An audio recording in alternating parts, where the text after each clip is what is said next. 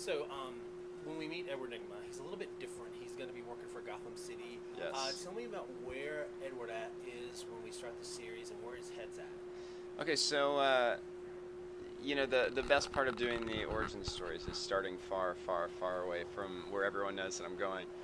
So we have Edward starting as a forensic scientist in the Gotham City Police Department, and we're dealing with a well-intentioned, curious young man with a brilliant mind, and so he's just kind of like helping Jim Gordon, Harvey Bullock, Captain Essen.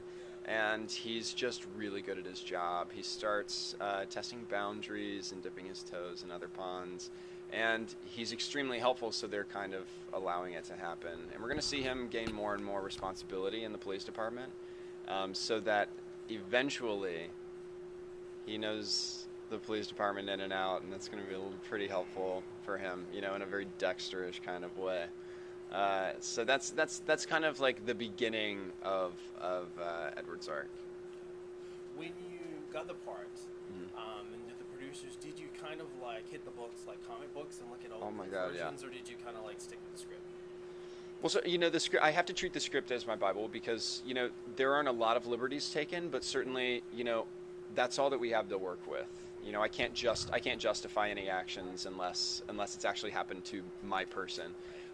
But for me, developing character, voice, physicality, all of that, I've been reading a lot of the comics. And I wasn't someone that read comics as a younger guy. My brother and I weren't big comic book readers. So we watched the 1989 Batman with Michael Keaton, Jack Nicholson. That was a Tim Burton film, and we loved that. So that was my into Batman. But the coolest, since I've gotten this job, my apartment is littered with comics. And at first I was like, I was buying all of them. My publicist sent me some, and I was spending like this small fortune in a very quick period of time, like doing my research and indulging. And I did this interview, and this guy was like, so did DC give you a bunch of comics? And I was like, no, DC did not give me a bunch of comics. So I wrote to my manager and I was like, hey, can we get some comics for research? And they were really wonderful about sending me a bunch of stuff. So I'm swimming in comics. It's kind of I'm very lucky. And so Burton Batman was your entry into the Batman mythology. Yeah, the 1989 one. Okay. But have you seen any of the Gorshin era? Because I was one of the kids who ran from home.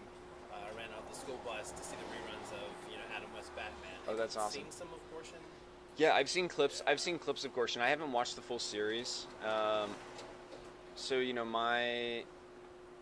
my like knowledge of Frank's performance is probably minimal. And I've never seen Batman Forever, the Joel Schumacher that Jim Carrey did.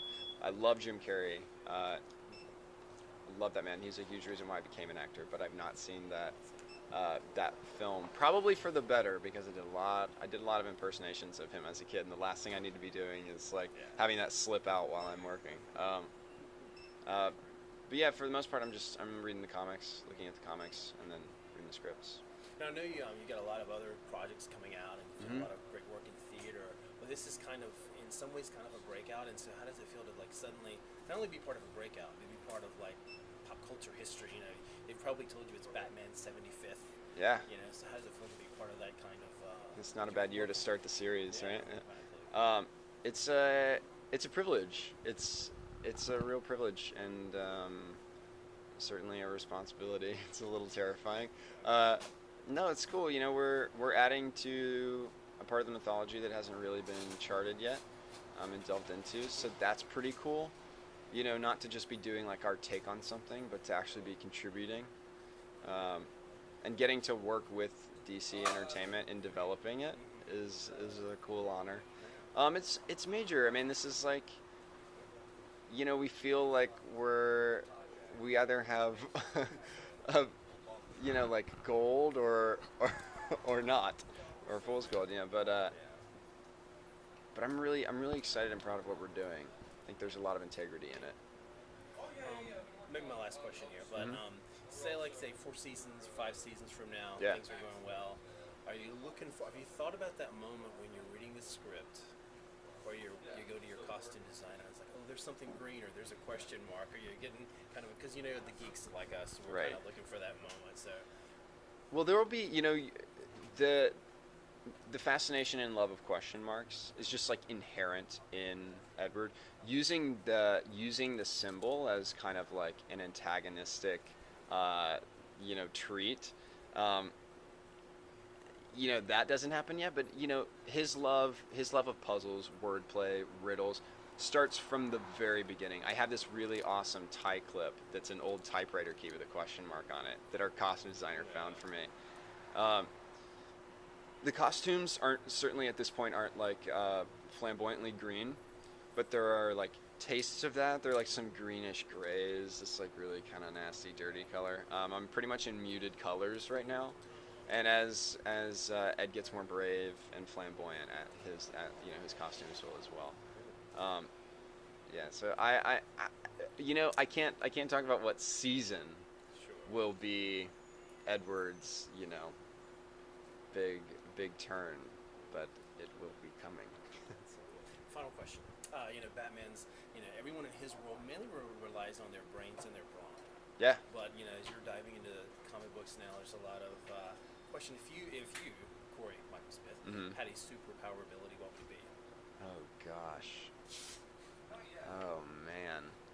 See, that's so hard because why I love Batman world is because it's about psychology and not superpowers. It's just so interesting to me. That's like the work that I do is psychology essentially. If I had a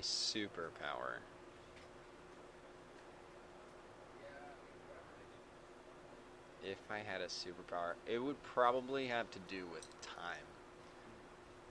Being able to time travel, go to a different time and place, either just to see it and experience it or affect change. That'd be pretty cool. Do all this publicity like without all the flights, right? Yeah.